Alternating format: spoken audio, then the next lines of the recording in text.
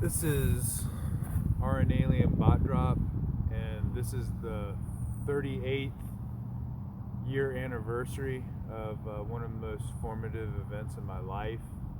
It was Thanksgiving, November 27th after Thanksgiving, and my friend and his family were coming back from the New York Thanksgiving Day Parade, and their plane crashed and it killed the entire family. And this is their grave site. This is my friend Jason Morrison. His full name was Robert Jason Morrison. His mom, Patricia Morrison, and his dad, Robert Max Morrison, who is named Mickey. And the further one over there is Max's dad. I think his name was Bob Morrison. And this happened when I was 7 years old, and I remember the week before it happened, we were over at his house eating like Domino's pizza and just playing around. And originally he was supposed to come over and spend the weekend at my house for the first time ever, before plans changed and they got a opportunity to go to the Thanksgiving Day Parade up in New York, which they did. And this had a profound effect on me when I was really little, because when I was 7 years old, it was, the first time that I was ever confronted with death, and it was the death of the person that I was closest to in life at that time. And I didn't realize it at the time, but when my best friend got buried, my heart went with him, and I never allowed anyone since then to get close and form a connection with. Maybe some type of self-protection or something. But I've thought about it a lot, and there's a couple things that helped me through in understanding the loss. And I'll talk about those in another time. But I came here last year on the 37th anniversary, and I kind of like to place a coin on the grave. And last year I placed the JFK $50 on the grave, because the week before he left, I gave him a JFK silver dollar and told him he could give it to me when he came back. And I never got it back because I think it melted in the plane wreckage. When I think back on what his last few days must have been like, flying up to New York and seeing the Thanksgiving Day Parade, probably sitting on his dad's shoulders with his mom, having an absolutely wonderful time, and then going to sleep on the flight back in his mother's arms and just never waking up. I could think I think it was probably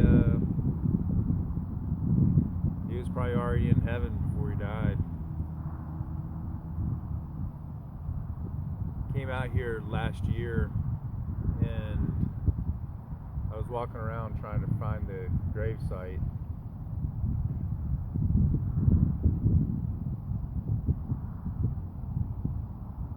About 2 o'clock in the morning, and I was walking around and couldn't see the names on the markers. And then I got to this place, and I could feel warmth just flowing through my bones, because it was a very cold, well, it wasn't a very cold night, but it was a pretty cold night. I could feel the warmth flowing through my bones. And it's very interesting how when you're over the gravesite or by the bones of someone that you're very close to, you can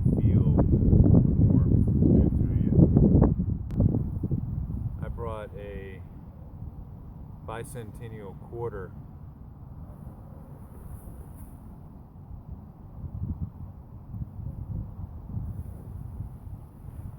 It's a place on the grave because 1976 was the year that both of us were born. I was born May 28th, and he was born March 8th. So he's a little older than me.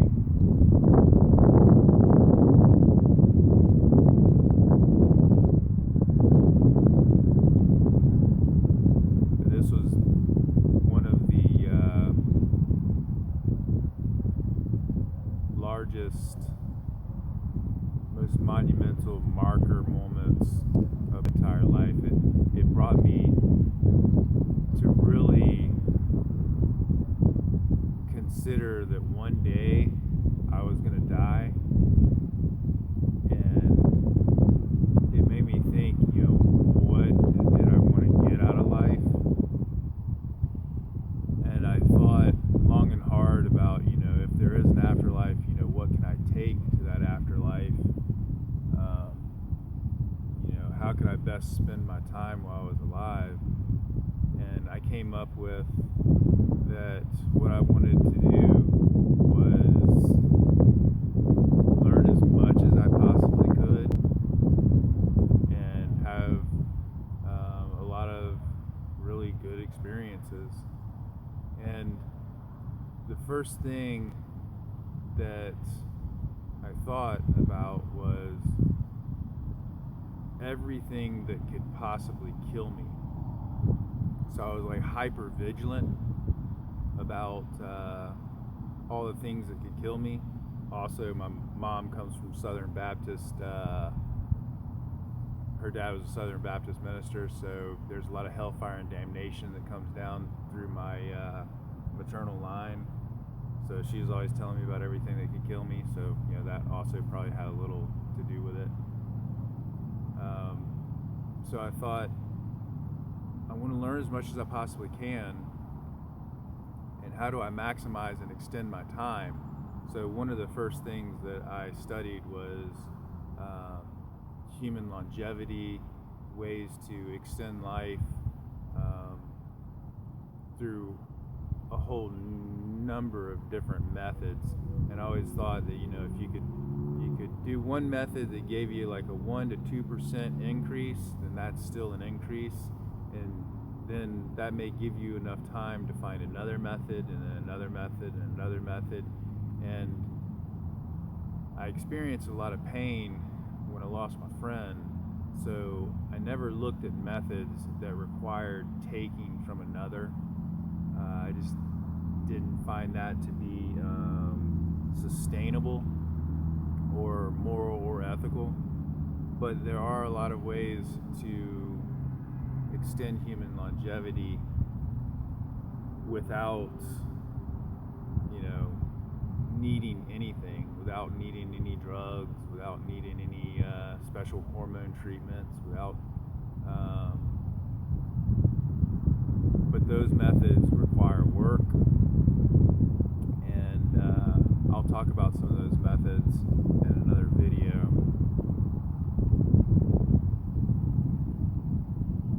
The thing about memory is memory's not linear.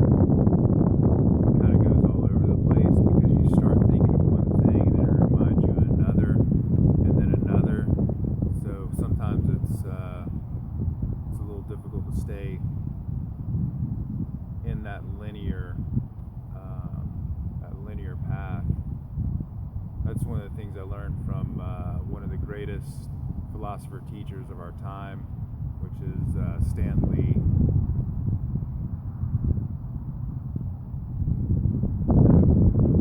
One of the things that sucked is Jason died November 27th, 1983, and he never got to see like some awesome movies like The Goonies, Back to the Future, The Never Ending Story came out. A lot of those came out the year after.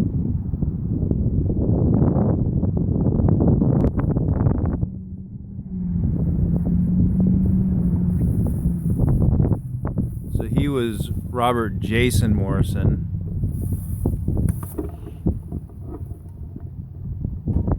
Where's does that fit? That fits right there. His name was Robert Jason Morrison. This was his mother, that he died in her arms in the airplane.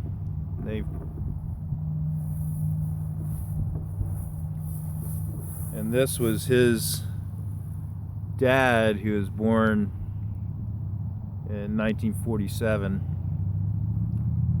First wave of the baby boomer. And then I believe this was Max's mother and Max's father, Robert Morrison. And now there's another Robert Morrison. There's another Robert Morrison who is buried at a very special place called Myrtle Hill Cemetery in Rome, Georgia. And I always wondered if that Robert Morrison was somehow related to these Morrisons, because that Robert Morrison had one of his kids had a very famous son. And I'll go over and check out that grave at another time. So here's the gravesite of another Robert Morrison. Now, I didn't know this at the time. I didn't find out until maybe my 30s that Jim Morrison's paternal grandfather was buried here. And when I found that out, I wondered if my best friend, who died when I was 7 years old, Robert Jason Morrison, might have been related to Robert Bruce Morrison, who was Jim Morrison's paternal grandfather. And his son was Admiral Morrison, who was present at the Gulf of Tonkin incident and also present at Pearl Harbor during the attack. The Gulf of Tonkin incident was what I believe brought America into the Vietnam War. Now, Robert Jason Morrison, who was my friend, also had his father, who was Robert Mickey Morrison, Max. Robert Max Morrison. His nickname was Mickey. I always wondered if they were related, but when I looked up the genealogies, there's 3 branches which are not listed under the genealogy. It may have been one of those. And the Gulf of Tonkin incident was very important.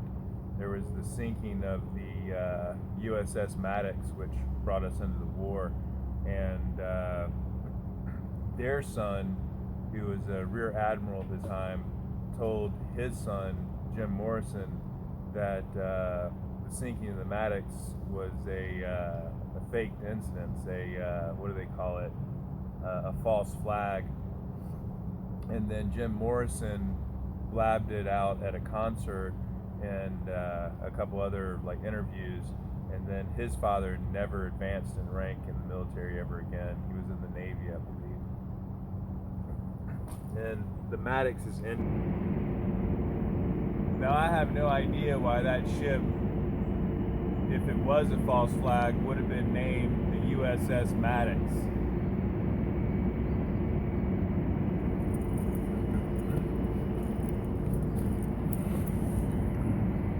So after Jason died, one of the things that really kind of brought me to a catharsis was reading this comic book here. And this is the original one that I had when I was 12 years old and read it. It was The New Mutants, and it was the resurrection of Cypher. And when I was young, I used to think, because I read a lot of comic books, I used to think it was everybody just wants to have superpowers or something like that.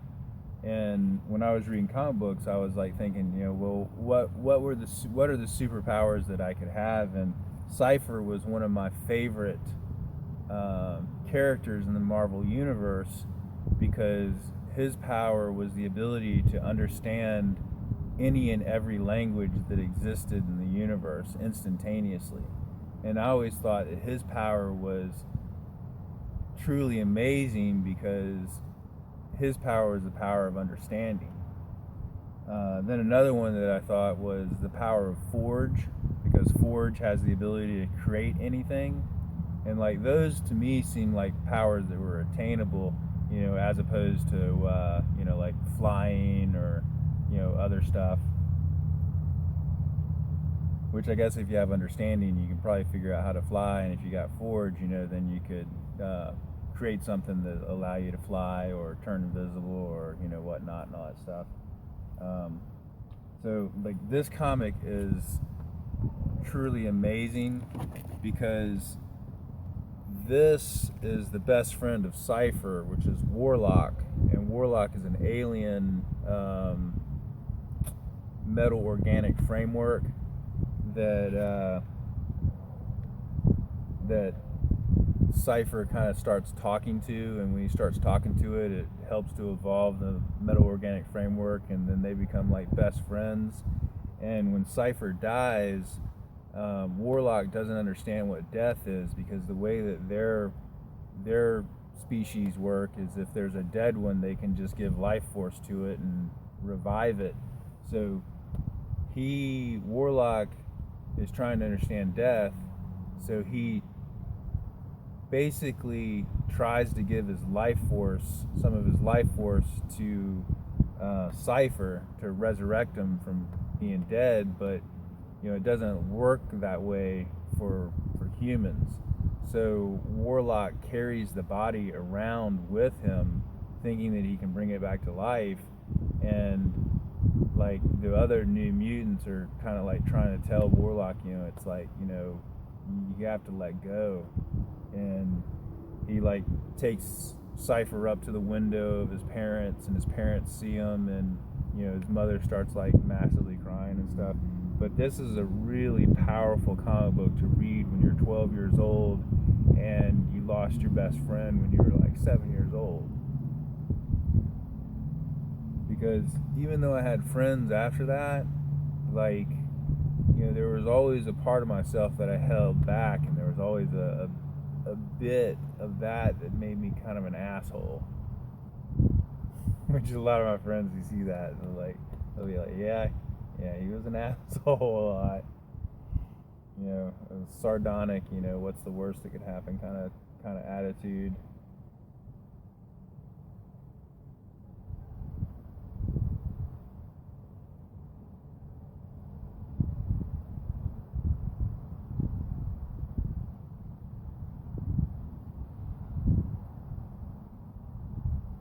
And there was a portion of me when I read this comic that patterned off of Cypher. And I'd say it's kind of like a sub-personality that just like created in the back of my mind that sometimes comes out and guides me or does things. And it's like I'm there, but I'm not there. Sometimes I'm watching what it does, sometimes I'm not watching what it does. I mean, when I say watching, I mean conscious of what he does and what he doesn't do. Occasionally, sometimes, when I'm in an altered state of consciousness, I can talk back and forth a little bit with him, and some of the things, like, I learn from those conversations just like really astound me, because I'll like be thinking like of like how to solve a problem or something like that, and I have to let go of the frustrations and like the anger of something, or the the blockages, and then I come up with a solution, and then sometimes he'll chime in right when I figure out a solution with another solution that's like so much better. It's really hard to describe.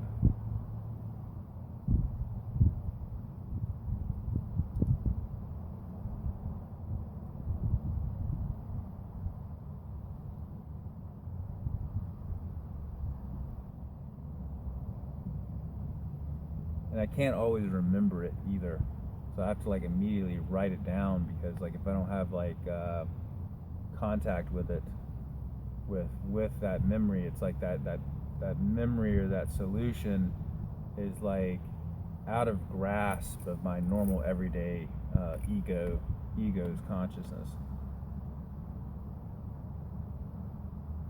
But it always comes out at the right perfect time. Weird how life is and how the mind works if you just let it work.